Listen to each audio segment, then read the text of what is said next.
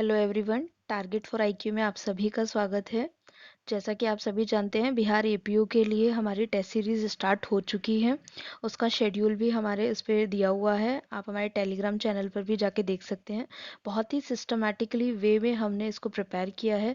हर exam में आपको 10 दिन का टाइम दिया जाता है, पहले से ही शेड्यूल बता दिया गया है ताकि आप उसको पढ़ सकें और अच्छे से एग्ज़ाम देख सकें। जैसा कि आप देख सकते हैं, इसमें जो हमारा फर्स्ट सब्जेक्ट है, इंडियन एविडेंस एक्ट स्टार्ट किया है। सेक्शन 1 to 55 का जो अभी टेस्ट हुआ था, उसके कुछ क्वेश्चंस हम यहाँ सॉल्व करवा रहे हैं ताकि आप देख सकें किस तरह से हमारा एग्जाम कंडक्ट हुआ था।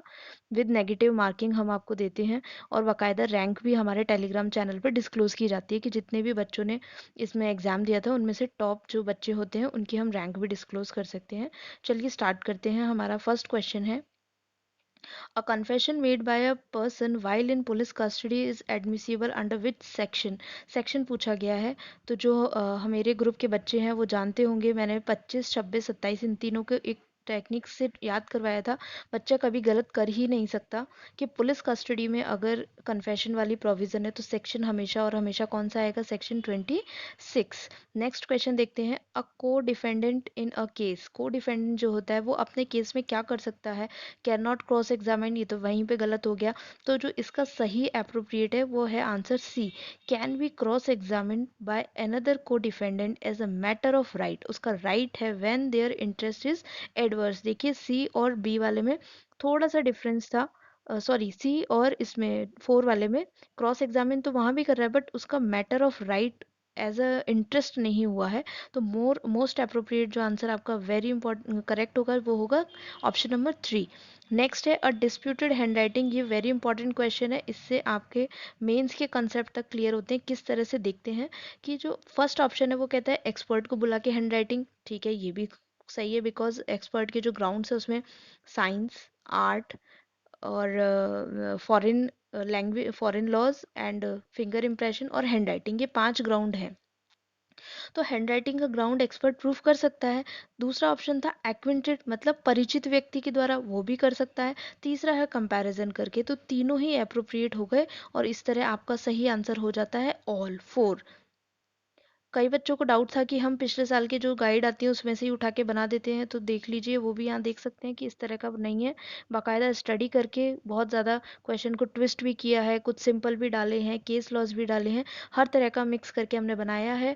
एक बात और यहाँ पे रिमाइंड करा दूँ, काफ़ी बच्चे एपीओ बिहार की पिछले साल का हमसे स्ट्रैटेजी के बारे में पूछते हैं। उनको बता दें कि Bihar APO first time pre conduct करवा रहा है, इससे पहले डायरेक्ट मेंस हुआ करता था। नेक्स्ट क्वेश्चन है, a dying declaration is admissible in only civil criminal. देखिए इस तरह का जो क्वेश्चन है, डाइंग डिक्लेरेशन किन मामलों में होता है, सिविल और क्रिमिनल दोनों में, इस तरह के क्वेश्चन सेक्शन 6, सेक्शन 11 जो है, जैसे कि res gestae admissible only in civil, only in criminal, both, estoppel का भी इसी तरह का बेस्ड जो है 3-4 कॉन्सेप्ट से ये क्वेश्चन बनते हैं सेम। नेक्स्ट क्वेश्चन है, dying declaration to be admissible, इसका मतलब होता है किसके सम्मुख? मजिस्ट्रेट के सम्मुख, ये तो होता ही है, ये तो बेस्ट होता है।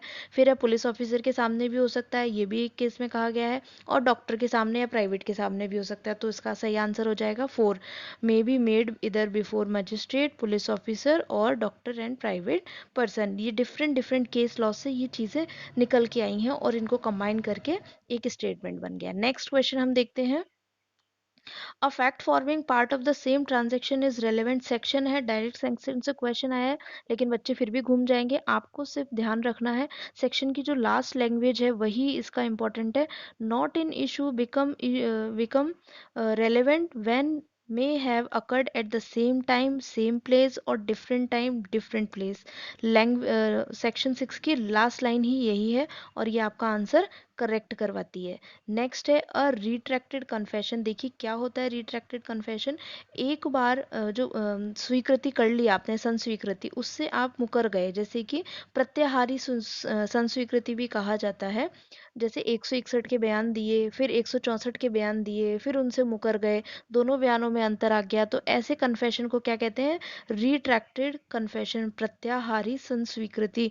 तो इस तरह की जो वैसे तो कन्फेशन पे देखिए सज़ा भी हो जाती है, आपको कन्विक्शन हो जाता है, लेकिन अगर रिट्रैक्टेड है तो can not be made solely the basis of conviction, सिर्फ इसी के बेस पे कन्विक्शन नहीं होगा अनलेस, जब तक कि क्या ना हो, कोरैबोरेशन इसका होना बहुत ही ज़रूरी है। राइट आंसर 3 नंबर का हो जाएगा। नेक्स्ट है एडमिशन कैन बी, एडमिशन आप देख सकते हैं फॉर्मल इनफॉर्मल। अब आपको इसमें थोड़ा सा घुमा दिया, उसी में आपने आंसर गलत कर दिया, नहीं गलत।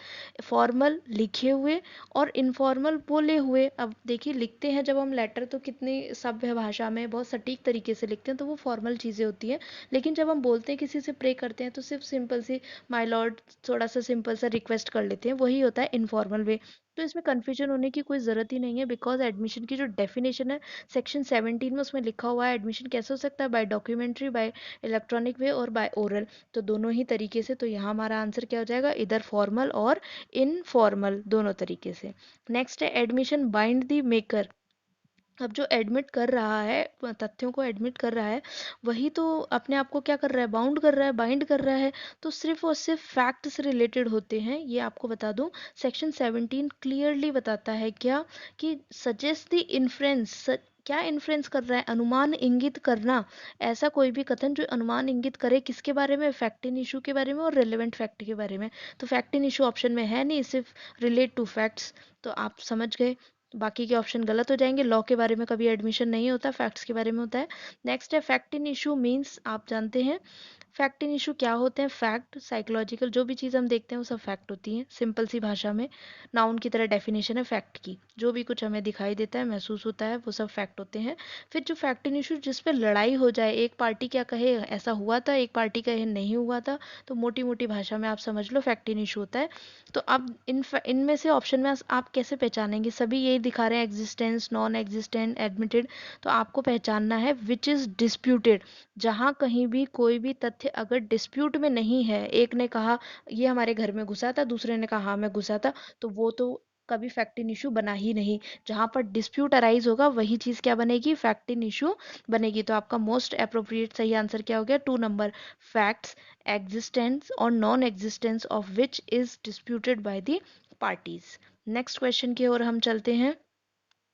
देखिए ये बहुत ही इंपॉर्टेंट, एक क्वेश्चन तो एक ही है, लेकिन इसके अंदर कॉन्सेप्ट दो हैं। आपको तो एक तो लीडिंग केस मिलता है सुप्रीम कोर्ट का, नंदिनी सप्तपदी बनाम पीएल दानी का, वेरी इंपॉर्टेंट केस है।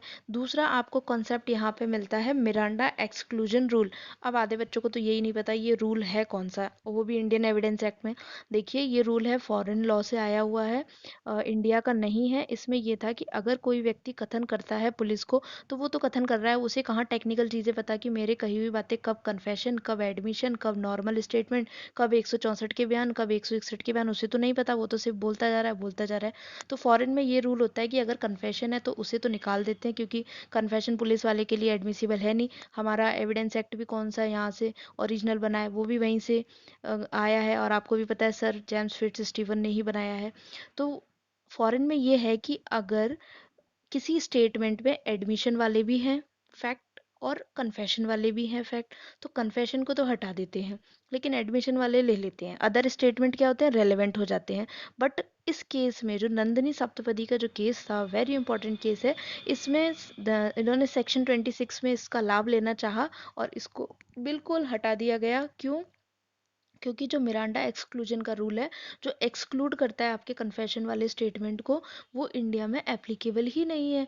क्यों नहीं है एप्लीकेबल? बिकॉज सेक्शन 26 की जो हेडिंग है, सेक्शन 26 आप देखें, बेयर एक्ट में देखें अपने, वहाँ सिर्फ और सिर्फ एक ही वर्ड यूज़ है, सिर्फ कन्फेशन यूज़ है, confession to the police officer while in the custody, ये है वहाँ की लैंग्वेज। तो जब वहाँ अदर स्टेटमेंट है ही नहीं, तो अदर स्टेटमेंट को हम क्यों ग्राह्य करें? वहाँ कन्फेशन की बात करता है, और 26 में दिए हुए कन्फेशन कैसे होते हैं? कन्फेशनल स्टेटमेंट इररेलेवेंट होते हैं। तो देखिए हमारा मोस्ट अप्रोप्रिएट ऑप्शन कौन सा हो जाएगा?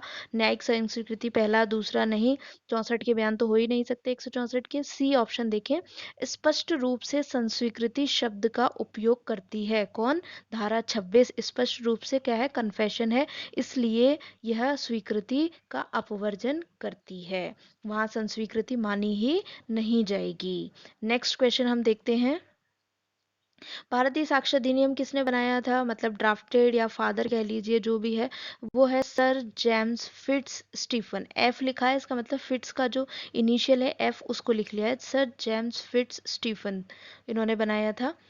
आपको एक बात और बता दूं, पहले जो हमारे लॉ कमीशन थे वो लॉर्ड मैकाले थे, फर्स्ट कमीशन के जो अध्यक्ष थे वो लॉर्ड मैकाले थे, उनके बाद में जो बने थे वो सर जेम्स फिट्स स्टीफन ही बने थे। फिर आते हैं साक्ष्य विधि कौन सी है, लेक्स फोरी है। चलिए, ये तो मैंने आपको बहुत पहले भी बताया था, और अगर आप मेरा वीडियो पहली बार सुन रहे हैं तो आप कमेंट बॉक्स में बताएं कि एविडेंस एक्ट के अलावा और कौन से लॉ हैं जो लेक्स फोरी की कैटेगरी में आते हैं। नेक्स्ट है रूढ़ी के सबूत की रीति बताइए। ओके, ये भी बहुत इंपॉर्टेंट क्वेश्चन है, और इस तरह से क्वेश्चन भी इंपॉर्टेंट हो जाते हैं। अगर आप मेरे बैच के स्टूडेंट नहीं हैं, मेरे ग्रुप में ज्वाइन नहीं भी हैं, तो भी आप स्टडी करें इसी वे से, और आज ही दो दो तीन तीन जो मैं पॉइंट बता रही हूँ वो नोट कर लें। क्या है, देखिए पहले आंसर देख लेते हैं। ये बता रहे हैं कि रूढ़ी जो है पूरे एविडेंस कस्टम की ही बात करता है, रूढ़ी की बात करता है, तो ये भी 32 भी क्या हो गया, कस्टम से संबंधित ही हो गया। तो अब देखते हैं ये तीनों ही सुसंगत है, तो क्या हो गया इसका आंसर, उपयुक्त सभी। नेक्स्ट है हेतु, 17 नंबर का क्वेश्चन, हेतु तैयारी और आचरण सुसंगत है, तो ये तो डायरेक्ट पूछ लिया इन्होंने, धारा 7 में दिया गया है, इसमें तो कोई टेक्निकल वाली बात थी ही नहीं। नेक्स्ट देखते हैं, 18 नंबर का क्वेश्चन क्या कहता है, वैवाहिक संबंध के बारे में राय धारा 50 के अंतर्गत क्या होगी।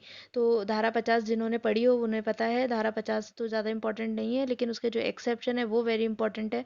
मैं हमेशा कहती हूँ किंतु परंतु प्रोविजो प्रोवाइडो इलस्ट्रेशन, यहीं से क्वेश्चन आते हैं, मैक्सिमम क्वेश्चन यहीं से आएंगे। तो देखें, धारा 50 के अंतर्गत जो दो अपवाद हैं, पहला अपवाद विवाह के विरुद्ध जो अपराध के मामले उसमें ग्राह्य नहीं होगा, हाँ बिल्कुल सही है। विवाह विच्छेद के अधिनियम पर भी लागू नहीं होगा, ये दोनों भी वो, ये इसमें भी नहीं लागू होता, लेकिन इन्होंने नहीं नहीं हटा दिया और यहीं पे बच्चे को घुमा दिया। तो विवाह यहाँ पे क्या आएगा, नहीं नहीं, तो इसीलिए नहीं नहीं है, तो आप नहीं वाला ऑप्शन पकड़ो। वो कौन सा है, फोर्थ नंबर का ऑप्शन है, अ और ब दोनों ही ग्राह्य नहीं है।